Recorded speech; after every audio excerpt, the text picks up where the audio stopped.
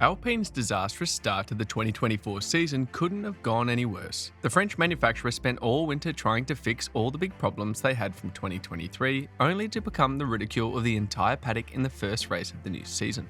The grim situation is a source of worry for everyone on the team and also for key figures within the F1 community, including Verstappen, who has consistently called for more competition across the grid.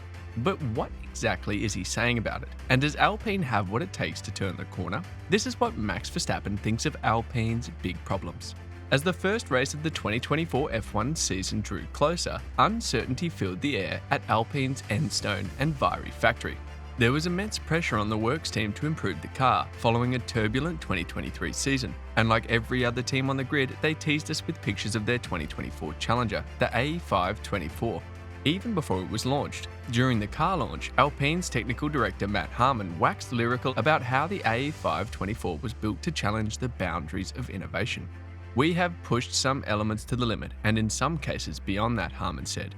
"That is all in line with our approach and exactly what we have set out to achieve in progressing this project to be the best possible." But just as excitement was beginning to build up, team principal Bruno Famin dropped a bombshell when he predicted that Alpine may experience a difficult start to the season. Explaining further, Famin said, "Our ambition is to show improvement. I know that sometimes in F1 you go 2 steps forward and 1 step backwards. The field is very close. There are no more small teams, so it's difficult to predict. What I really want to see in 2024 is the general improvement in the attitude and the results, of course, but we know it's a long-term process." Although he didn't say it outrightly, Farman's body language suggests that Alpine doesn't have plans to challenge for the title this season. To be fair, nobody expects Alpine to challenge for the big prize, and you can say the name about teams like Mercedes and McLaren. Yet you hear guys like Lewis Hamilton and Lando Norris publicly stating that their teams can challenge Red Bull. That sort of competitive mentality is what is lacking at Alpine, and it is one of the reasons Fernando Alonso ditched the team for Aston Martin at the end of the 2022 F1 season. After his departure, Alonso accused Alpine of lacking ambition, and with the type of start Alpine has had this season, it's hard to ignore those comments from the two-time world champion. From the get-go, this season, it was pretty obvious that the A524 would be hard to drive. The car failed a lateral test at Monaco, which meant its monocoque had to be reinforced. This made it 11 kilograms heavier than the 798 kilogram minimum weight. In addition, the A524 is plagued with power unit issues, and worst of all, it lacks traction and downforce. Speaking after the Bahrain Grand Prix, team principal Bruno Famin said the difficult start to the season was expected. However, he promised that the team will do everything possible to fix the problems. "We knew that the start of the season was going to be difficult, and that has been the case in Bahrain," Famin explained. "With that being said, we're doing everything we can with what we have right now, and we will keep finding improvements and making progress each time we are on the track." Credit goes to the team and the drivers for their efforts here in Bahrain over the last couple of weeks. The togetherness of this team will shine through. But for that to happen, Alpine would need to fix its off-the-track issues as well. After the season's opener in Bahrain, the two key figures within the team, technical director Matt Harron and head of aerodynamics Dirk Dyer, turned in their resignation. But rather than appoint a direct replacement for Harron, Alpine announced a new structure which has Joe Burnell as technical director for engineering, David Weider as technical director for aerodynamics, and Ciaran Pilbeam as technical director for performance. This new arrangement was drawn from the 3-pillar structure adopted by McLaren last season, and Alpine will be hoping it yields dividends as it did for their British rival. But regardless of the improvements they make this season, that abysmal showing in Bahrain will not be forgotten in a hurry. Alpine's performance on the day was disgraceful to say the least. But what was even more shocking and annoying was the lack of fight from the team, and that's something Max Verstappen doesn't want to see in the sport. During his unprecedented triumph last season, the reigning world champion said he'd like to see more teams compete for the title. "There are more great brands out there, like Ferrari and McLaren," Verstappen explained. "I hope all these great brands can fight for a title together one day. It's something F1 wants and needs." It's great that Verstappen wants to see more competition. However, if you look at the setup of the grid right now, it would appear that his talents and the technological superiority of Red Bull are the reasons for the lack of competition in Formula 1.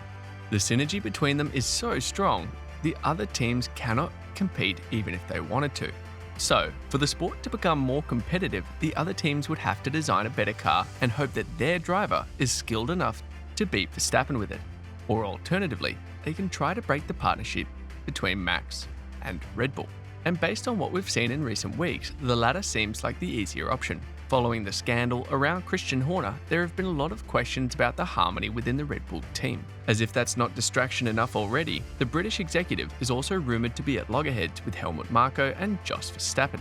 Thankfully, this rift hasn't really affected their performance on the tracks, but there have been suggestions that if it's allowed to linger on, it could lead to Verstappen's exit from the team. After the Bahrain Grand Prix, Jos told the press that Red Bull could be torn apart if Christian Horner remains as team principal. This came just a few hours after new incriminating evidence against Horner was reportedly leaked to the media, and it ultimately confirms our suspicions that the Red Bull chief is not on good terms with Jos Verstappen and Helmut Marko. Reacting to his father's comment about Horner, Max said, "I don't know. I mean, I hope not. It shouldn't be. It's a strong company, strong team, a lot of strong team members, so normally not." Speaking further, the reigning world champion explained that he would like to stay neutral on the matter and focus on his goal for the season. "I think from my side, it doesn't matter being on one or the other side," Max said. "Of course, as a son of my dad, it would be weird to be on a different side, but from my side, I just want to focus on the performance side of things, and I want to have less talk of what we're doing as a team outside of the track than the actual performance, which at the moment, we have a great car and we are looking forward to a great year." You can tell Verstappen was being diplomatic with his response, but if these internal issues are not nipped in the bud, a lot of things could go wrong at Red Bull. In the worst case scenario, some sources believe that if Horner remains the team principal, Helmut Marko will resign and Jos will convince Max to force a move to Mercedes, and we're beginning to see strong evidence that suggests that those reports could be true. Recently, Marko was asked if Jos Verstappen was already in talks with Toto Wolff about Max moving to Mercedes. He responded saying, "You won't get any comment from me on that." Furthermore, there have been reports that Verstappen has a clause in his contract that allows him to quit Red Bull if Marko leaves. But when the Red Bull advisor was asked about this clause, he refused to comment. I'm sticking to my no comment here as well. The fact is that there is a great relationship of trust between Max and me. The political tension within the Red Bull team is at an all-time high, and you can tell there are more twists and turns ahead. As always, we'll be here to walk you through all the gist and updates, so do well to like and subscribe to our channel so you don't miss out on anything. At the moment, it looks like Red Bull are not prepared to sack Horner, and based on what we saw at the Bahrain Grand Prix, Jos Verstappen may already be preparing an exit for Max. Jos was seen publicly chatting with Mercedes team boss Toto Wolff, and the two men reportedly had dinner together after the race. Some sources say it was just two friends trying to catch up, but others believe that the dinner could be the foundation of Verstappen's potential move to Mercedes. And when the driver himself was asked about joining Mercedes, his response was intriguing. The thing is, no one would have seen Lewis moving to Ferrari, and in my life, you never know what happens or what comes to you, or whatever happens around you, or what might influence you, Verstappen explained.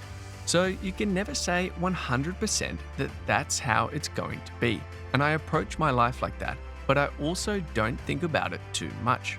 I'm very relaxed. Like I said, I'm very happy at the team. The performance is there, there's no reason to leave. Like Helmut Marko, Max is keeping his cards close to his chest, but ultimately it looks like he's leaving the exit door open and a lot of teams will be on high alert. In an ideal situation, Alpine would have loved to be part of the teams that will compete for Verstappen's signature if he decides to leave Red Bull. However, with their current situation, that's an impossible dream. Right now, Alpine have a lot of issues to resolve, and you fear that if they're unable to find quick solutions, they might end up like the Force India team. What do you make of Alpine's big problems and Verstappen's potential move to Mercedes? Let us know in the comment section below.